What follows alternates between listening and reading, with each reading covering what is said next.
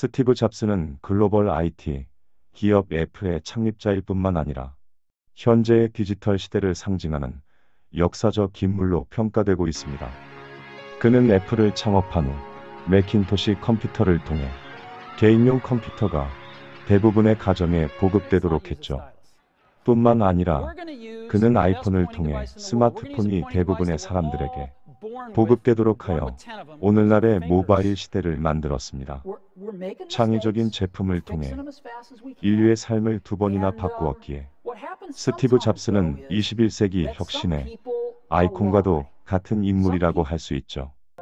그러나 그의 화려해 보이는 인생도 결코 순탄했던 것만은 아니었습니다.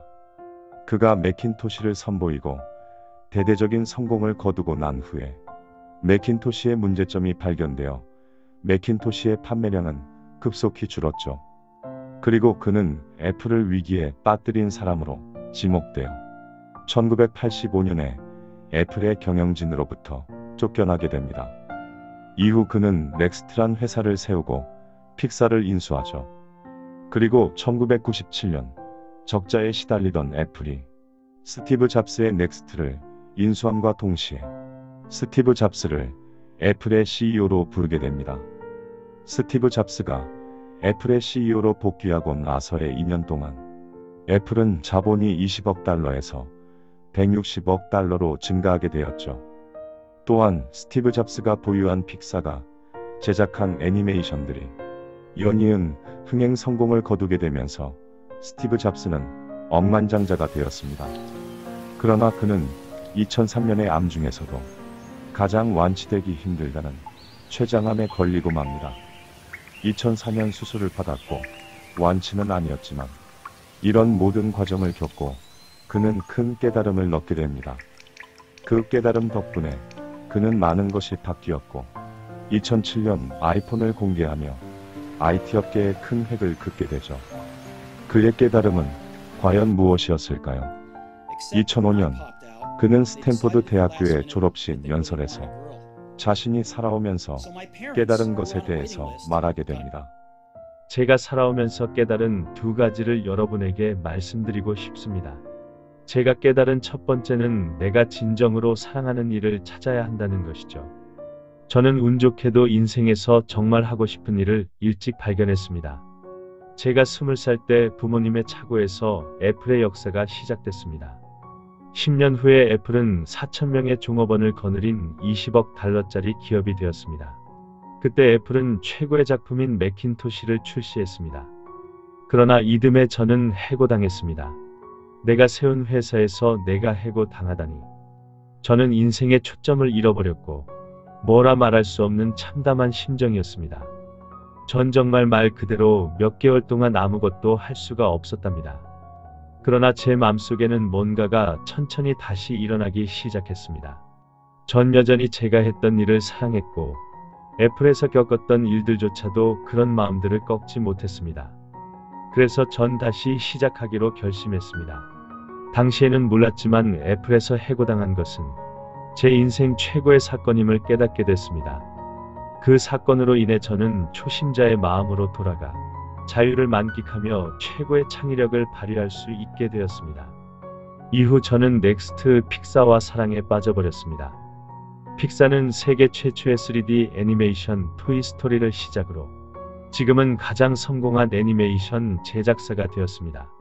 애플의 넥스트 인수와 저희 애플로 복귀 후 넥스트가 개발했던 기술들은 애플에서 중요한 역할을 하고 있습니다. 애플에서 해고당하지 않았다면 이런 엄청난 일들을 겪을 수도 없었을 것입니다. 정말 독하고 쓰디쓴 약이었지만 정말 필요한 약이었습니다. 그 약은 내가 하고 있는 일을 사랑하는 것이 얼마나 중요한지 알려주었죠. 내가 하는 일을 사랑하지 않았다면 전 벌써 포기했을 것입니다. 내가 하는 일을 사랑하는 것 이 한 가지가 나를 계속 앞으로 나아갈 수 있는 힘이 되어준다고 저는 확신합니다. 당신이 사랑하는 일을 찾아보세요. 사랑하는 사람이 내게 먼저 다가오지 않듯 일도 그런 것이죠. 아직 못 찾았다면 계속 찾아보세요. 잘 모르겠다 해도 주저앉지 말고 포기하지 마세요. 모든 힘을 다해 찾는다면 발견하는 순간 알게 될 겁니다. 그것이 나에게 얼마나 큰 힘이 될 것인지라는 것을 말이죠. 제가 깨달은 두 번째는 죽음이 있기에 삶이 더욱 소중해진다는 것입니다. 17살 때 이런 문구를 읽은 적이 있습니다. 하루하루를 인생의 마지막 날처럼 산다면 언젠가는 바른 길에 서 있을 것이다. 이 문구에 감명받은 저였지만 이 문구를 실천하지는 못하고 있었습니다. 그러다 1년 전쯤 저는 암 진단을 받았습니다. 아침 7시 반에 검사를 받았는데 이미 췌장에 종양이 있었습니다. 그 전까지는 췌장이란 게 뭔지도 몰랐죠. 의사들은 이건 확실히 치료할 수 없는 종류의 암이라고 저에게 말했고 길어야 3개월에서 6개월밖에 못 산다고 말했습니다. 주치의는 집으로 돌아가 신변 정리를 하라고 했습니다. 그것은 죽음을 준비하라는 뜻이었죠. 그것은 내 아이들에게 10년 동안 해줄 수 있는 것을 단 몇 달 안에 다 해치워야 된단 말이었습니다. 가족들이 좀 더 수월하게 받아들일 수 있도록 충분히 마무리해두라는 뜻이었죠. 작별 인사를 준비하라는 말이었습니다. 그 진단은 온종일 제 머릿속에서 떠나질 않았죠. 그날 저녁 조직 검사를 받았습니다. 목구멍을 넘어 위장을 지나 창자까지 내시경을 넣어서 바늘로 췌장을 찔러 암세포를 채취하는 과정을 거친 검사였죠. 저는 마취 상태였는데 후에 아내가 말해주길 현미경으로 세포를 분석한 결과 치료가 가능한 아주 희귀한 췌장암이어서 의사들까지도 기뻐서 눈물을 글썽였다고 합니다. 저는 수술을 받았고 지금은 괜찮습니다. 그때만큼 제가 죽음에 가까이 가본 적은 없는 것 같습니다. 또한 앞으로도 몇십 년간 가까이 가고 싶지 않군요. 이런 경험을 해보니 죽음이 매우 유용하다는 것을 개념적으로만 알고 있을 때보다 더 확신을 가지고 말할 수 있습니다. 죽음이라는 것은 우리 모두가 가게 되는 목적지입니다. 죽음을 피한 사람은 아무도 없었죠. 하지만 아무도 죽길 원하지 않습니다. 천국에 가고 싶다는 사람들조차도 당장 죽는 건 원치 않습니다. 그럼에도 불구하고 우리는 거울을 보면서 스스로에게 물어야 하죠. 오늘이 내 인생의 마지막 날이라면 지금 하려고 하는 일을 할 것인가?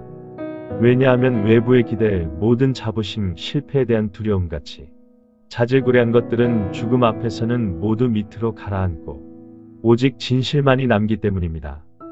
언제나 나는 곧 죽을지도 모른다라는 사실을 명심하는 것은 지금 내가 가진 모든 것을 잃을지도 모른다는 두려움에서 벗어나는 최고의 길입니다.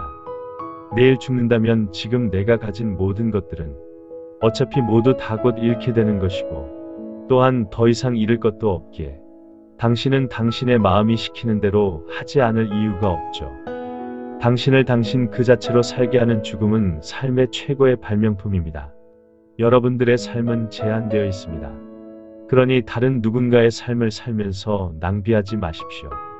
다른 사람들이 만들어낸 결과물을 토대로 살아가는 관례 따위에 빠지지 마세요. 타인의 잡음이 여러분들 내면의 진정한 목소리를 방해하지 못하게 하세요. 그리고 가장 중요한 것은 마음과 영감을 따르는 용기를 가지는 것입니다. 이미 마음과 영감은 당신이 진짜로 무엇을 원하는지 알고 있습니다. 제가 어릴 때 지구 백과란 책이 있었습니다. 책으로 된 구글이라고 보면 될 것 같습니다.